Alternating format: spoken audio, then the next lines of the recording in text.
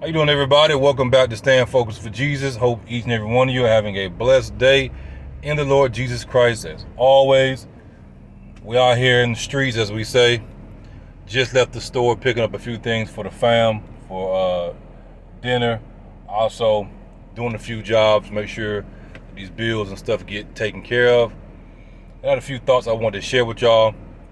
If the audio and video is out of sync, I apologize. I don't know what's going on my phone, but like I said last time, I noticed it was not in sync.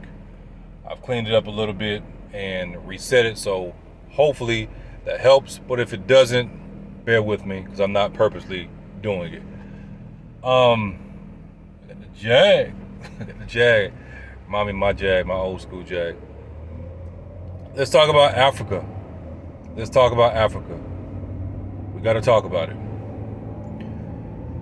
There are many of our people that want to go to Africa. There are many of our people that are planning to go to Africa. But the reality is they're not really planning because they've done no research. They don't know what it takes to get over there. They don't know the cost of it. For one, most African nations require you to get the you-know-what. Starts with the V. Most African nations require you to get something that starts with a V, and that has been going on for a long time. But in these last few years, they really are pushing it. Hopefully you get the point. There are only a few African nations, African countries, however you want to put it, that don't require that. There's only a few of them. And I know which ones they are. If I'm going over there, then I have to go to a place that doesn't require that. And not only doesn't require that specific one, but doesn't require any of them. Because even most of the ones that don't require the big one, the C, you know what, most of them still require you to get the yellow fever one. Most of them still require you to get the yellow fever one. There's only a few African nations that don't require none of them. Don't require the yellow fever and don't require the big one that's going on, right now, that's been going on the last few years. And so when I hear our people talk about going to Africa and stuff like that, they're not talking about these different things. They're not talking about the cost of it.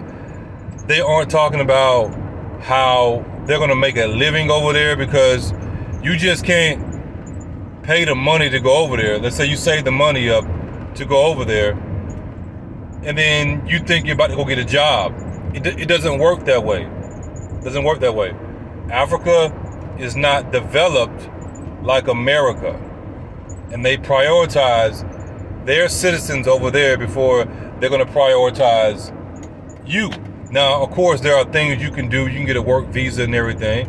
But again, most quote-unquote black folks, most Hebrew Israelites, not talking about that. Not talking about work visas or student visas or you having to have a business. The easiest way to get over there is if you have a business. You have a business here in America, and you have your paperwork, you have your, as we say, your I's dotted and your T's crossed, and you got your ducks in a row. Having a business, which is interesting because y'all know I've been pushing business for the last years. For the last years, I've really been pushing it heavy.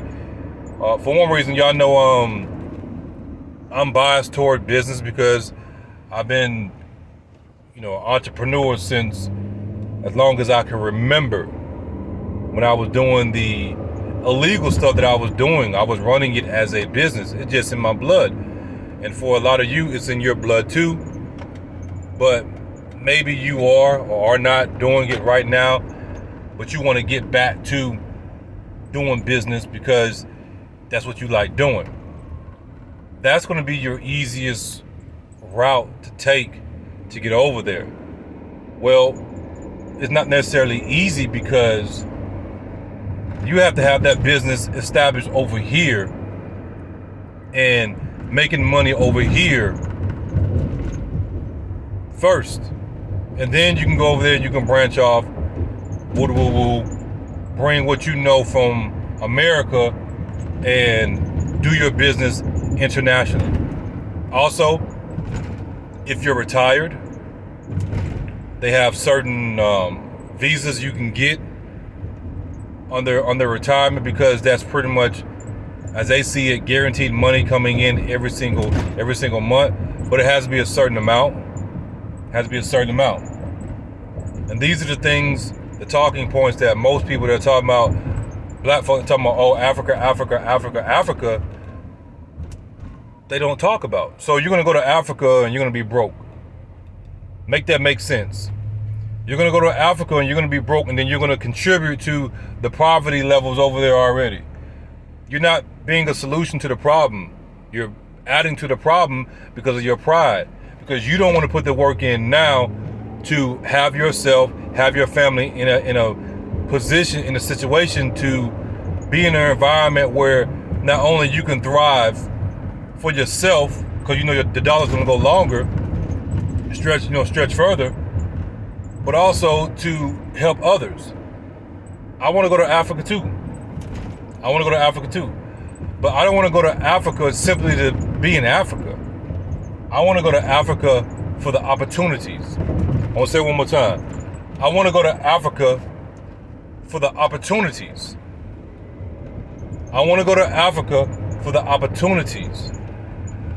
And so, for me to even have the opportunity to go to Africa, I got to do the research. I got to know what's going on. I got to understand, at least to some extent, the place that I'm going, the safety of it, all these different things. Being able to go over there and contribute to the economy, contribute to the society, because where I was researching, the poverty level is ridiculous. You have all this beautiful real estate, these massive homes in Africa, all this opportunity, and yet the poverty rate is ridiculous. So that means that more people need to come in with solutions that are not grounded in greed. People get big eyes and say, yeah, I'm finna go over to Africa and kill it, and they finna live lavishly because the dollar's gonna go further. But then what about the people around you? Like, that never made sense to me. I've never been like that. Even when I was doing the illegal stuff that I was doing, my crew that I had, my boys, as we say, man, they was getting paid. I made sure I broke them off. If I ran a scam for $35,000, $40,000, I'm breaking them off $5,000, $10,000 a piece, just for something simple. You know, that's just how I got down. Because I know making money is when you know how to make money is easy. When you know how to make money is easy. Making money isn't hard. The hard part for now is making the money in righteousness. Making money illegally and doing stuff that you really ain't got no business. Or even if you have a business, you saying, hey, I'm doing what I'm supposed to do. A lot of times these people, they just break the law and they do stuff that's quote unquote unethical. And that's the issue. Making money the right way, and that money being clean, and you can say, you know what, I made this money cleanly. Folks can't drive, man. Lord, I didn't take advantage of nobody. That is the challenge in the world that we live in. So my question again is, all these people you listen to talking about Africa, they going to Africa, and we need to come together as a team and all these other things.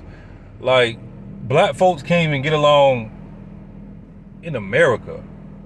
African Americans can't even get along in America. Y'all talking about coming together to start a community in Africa?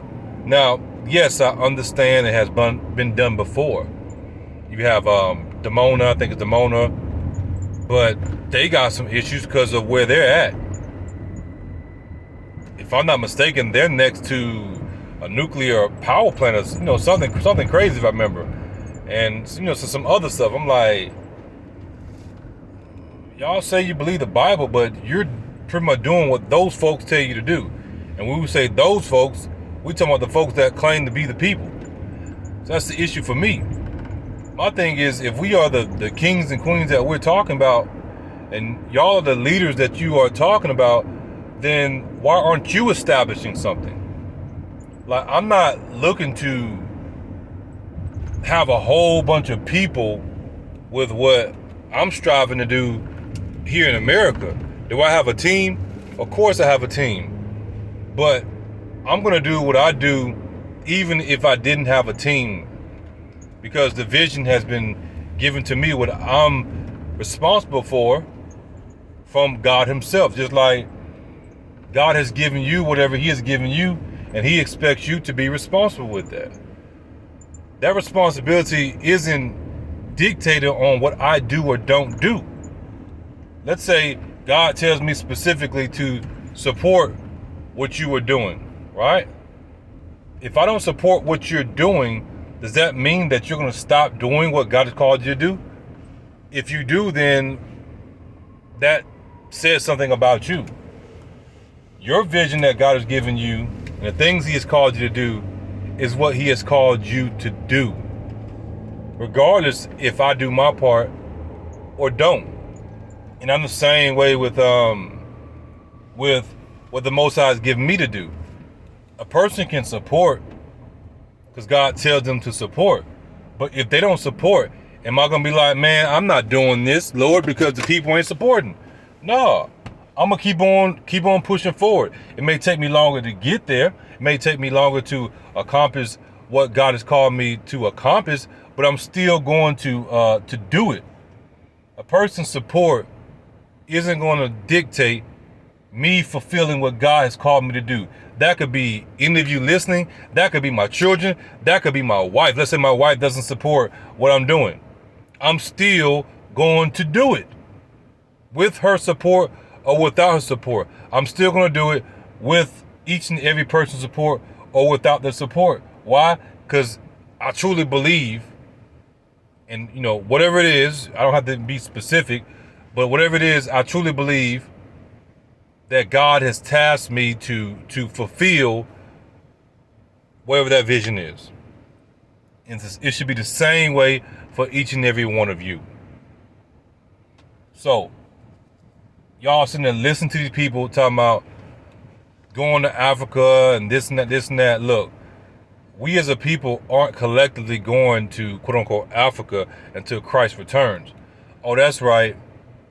Most of you don't believe in the catching away. But wait, the Antichrist has to rule and reign on the earth for 7 years. So, okay, if you take away what we know as the catching away, we know that you have the Antichrist ruling in the world in the flesh. That's 3.5 years of him ruling. You could talk about the whole time period of Jacob's trouble, which is 7 years. So that would mean that it would be another 7 years of literal hell on earth, as the book of Revelation tells us, before Christ comes back and establishes his kingdom here on earth. But y'all talking about going to Africa now, like Christ is about to show up now and physically rule on the earth, when it doesn't work that way. Your eschatology, as y'all say, how you see Bible prophecy is off. We know for a fact the Antichrist is going to rule physically in the flesh. Physically in the flesh, the time of Jacob's trouble. But y'all acting like, oh, Christ is coming to rule on this earth. Yes, but it's after the Antichrist rules. And again, y'all don't believe in the catching away. This is why y'all get in trouble. This is why I warn y'all. Most black folks, and the Bible even tells you this, are going to worship the Antichrist. Most black folks, and the Bible tells you this, Israelites, Hebrew Israelites that look like me, right, are going to worship the Antichrist and accept the Antichrist as the Messiah. And then you're going to be going back to Africa thinking that this is Jesus when it's not. You're going to go back to Africa thinking whatever name you use when is not him. And I believe, and I preach, and I prophesy that Antichrist is not going to be, quote unquote, what we see and know as a white man. I don't believe that. I could be wrong, but I guess we'll find out. I believe he's going to be a, quote unquote, what we know as a black man. How dark he going to be, I can't tell you how dark he going to be. He could be darker than me. He could be lighter. He could be, you know what I'm saying, the same complexion as me. I don't know. But I know that he wants to rule over Israel. And I ain't talking about the folks over there in the land. He wants to rule over who we know is Israel. So if he comes as a white man, why would who we know as Israel, meaning true Israel, why would we accept him when we aren't accepting the white Jesus anymore today? So I want to go to Africa for the opportunities. I ain't studying what everybody else talking about, because they setting y'all up and then they're not even putting in the work. They're not even putting in the action. 9 out of 10 people that are talking about they want to go to Africa, or they just talking. But folks like myself, if the opportunity presents itself, will I go? Of course, even if it's just to visit. Most likely, I'm going to make it over there before most of the people that are talking about making it over there. Why? Because I'm doing the work now here in America. If y'all are not even doing the work here in America, then how in the hell are you going to go over to Africa and survive? That's stupid anyway. If you're struggling in America, where you know the American system, why in the hell would you save your money up just to go to Africa, and then you struggle over there and then you get stuck, or you extend your visa? Because they don't tell you this. If you extend that visa, meaning, let me make sure I say it right. If your visa is for 90 days and then you overextend your visa without going to do the paperwork and they catch you, you will be banned from the country for a year. It could be 5 years, or they could ban you forever, where you can't even step foot over there in that specific African country. But they don't tell you all this. I'm researching this stuff, and people are saying, yeah, I stayed longer than I should and I end up getting in trouble, so now I gotta wait anyway, even if I did want to come back. Do things the right way. Like, y'all do know that terrorism goes on all around the world. America, Africa, I think Nigeria just had a terrorist attack, right? Terrorism goes on all around the world. So why would you want to do things illegally and then put yourself on a list in a country that you really don't know about to possibly be seen as a terrorist that you came from America? But if you're coming over there legit and you're doing business because you do business over here, then you reduce your chances. Now you may, put a target on your back in the sense of, oh, you a businessman, this person got money, but that's even here in America. That could happen anywhere. Now, I'm going over there. I'm not going over there broke. I'm not going over there staying in the hood, because I don't know nothing about their hoods. I know about the hoods over here in America. I don't know anything about their hood or the hoods. So if I'm going, I need to be in the area that's more safe, that's more gated, where there's more, what we say, affluent people. That's just common sense. If I want to be in the hood, I could be in the hood here because I understand the hoods of America. I understand what to do, what not to do, where to go, where not to go, even as a black person. There's certain areas that black people know not to go. Like, nah, we don't even go over there. Let's just be real about it. Because we're not trying to live that life. I'm not trying to live in the hood. I didn't grow up in the hood. I ain't trying to go back to the hood, even when I was in the hood. Now that I'm older, I got children, I got wife, I got bigger responsibilities. That ain't the life we trying to live. You can call it what you want to, because think about this. It ain't changing up. It's going back to where we originally came from. When we was in the third heaven with everybody else. When we living in the hood, there was no such thing as, quote unquote, the hood, in the sense of how we depict the hood today. Now we can say, yeah, this is our hood, this is our crib, but not a poverty, crime-ridden area. Hell no. So we ain't acting brand new. We just trying to go back to what we was, how we was living before, and live a comfortable life, a life of peace, a quiet life here on earth, which is what the Bible tells us to do. Well, to do that, you need some money. So that means you need to put the work in now to have that money. You tell me that you want to live in an area where they shooting all the time, where they doing drugs and they doing this, doing that. Hell no. The Bible, hell no. Now we will go through it, but why continue to go through it if you don't have to? The area that we stay in now, it would be considered the hood because it's the quote unquote block side of town, but this is far from the hood. I didn't been in the hood. This is far from the hood. Overall, it's quiet. You have your issues and stuff like that, but I don't want to stay here forever. Why? Because it's right off the main street. The area is not as developed as it needs to be, which means you get a lot of through traffic coming through of the unsavory type. Now, with that being said, yes, we are working toward building it up to get rid of a lot of the riffraff, which we have, but they still come through. So we got to keep on fighting. If the area was more developed, then it would kill most of it on the, I would say, on a regular basis. Because like they'll go away, then they come back. They go away, they come back. But if it was developed, then they can't come over because there would be homes, there would be more police presence and stuff like that. Now, eventually, do we want to move? Of course. That's the ultimate goal, to a place that's a little bit more secluded, a little bit more quiet, a little bit more reserved, where everybody ain't got access to. What's the difference between that and heaven? You got gates in heaven, right? To get past the gate, there is security. Where do you think they get that from? Where do you think they get gated community from? They get it from God. God's community, kingdom of heaven, kingdom on earth, is a gated community. There are angels. He said he put angels to guard the gate to the tree, right? You got to show that you have authority to get in here. You ain't got the authority to get in there, to get into the kingdom of God, then they ain't letting you in. It's simple as that. You better call somebody. Oh, I know so-and-so. Well, let me call him. Okay, yeah, let him through because, we got this going on. Or meet him at the gate. You tell me you don't want the same thing here in your realm here on earth?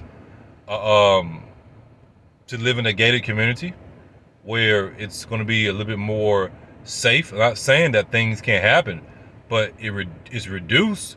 Why? Because everybody ain't going over there because they already know. They want to go somewhere where they can continue to do their bull job. I ain't saying these people that are living in gated communities aren't doing their bull job, but they're mostly doing it in the confines of their home. And if it does spill over into their yard, then their security, the police gonna show up, all this other stuff. It's just more organized.